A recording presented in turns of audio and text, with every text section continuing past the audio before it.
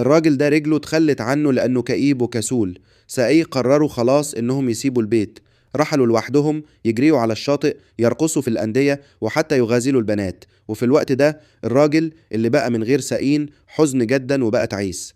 طلع بنطلونه القديم عشان يفتكر ساقيه. كان عايز يصلح الأمور، فعشان كده راح لدكتور نفسي عشان يساعدهم يتصالحوا. لكن الساقين وضحوا إنهم مش عايزين يرجعوا. الراجل كان محبط تماما. الدكتور اقترح إنه يدور على حاجة مشتركة بينهم، لكن الراجل كان بيكره رياضة. في الآخر الساقين سابوه للأبد ورجعوا يرقصوا مع البنت في النادي. شاف ده واحد تاني وغير عليه، فكر إن الساقين دول هيسرقوا صاحبته. مشي وسألها: انت فعلا بتحبي الحاجات الغريبة دي؟ ردت عليه: انا بس بحب ارقص معاه. كمان هما مش عندهم جسم علوي. الساقين اتجرحوا من الكلام. من بعيد الراجل شاف كل حاجة. رغم انهم كانوا عايشين حياة منفصلة، قلوبهم كانت متصلة. عشان ساقيه وللست دي قرر انه يغير نفسه. بص على بطنه البارز وبدأ يعمل ضغط. بدأ يشيل أوزان. بعد شوية تدريب قبل البنت تاني، لكن الراجل الغيور ظهر كمان. ساعتها اكتشف إن ده الجزء العلوي من الساقين دول.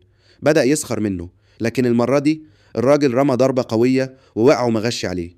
الست اتعجبت واختارت تكون مع الراجل. يوم من الأيام لما الساقين كانوا ماشيين على الشاطئ، شافوا الراجل في موعد مع نفس البنت. اتجمدوا. بعد كده في كل مرة الراجل كان بيروح، الساقين كانوا يتبعوه. كان بيظهر علاقته قدامهم بشكل متعمد.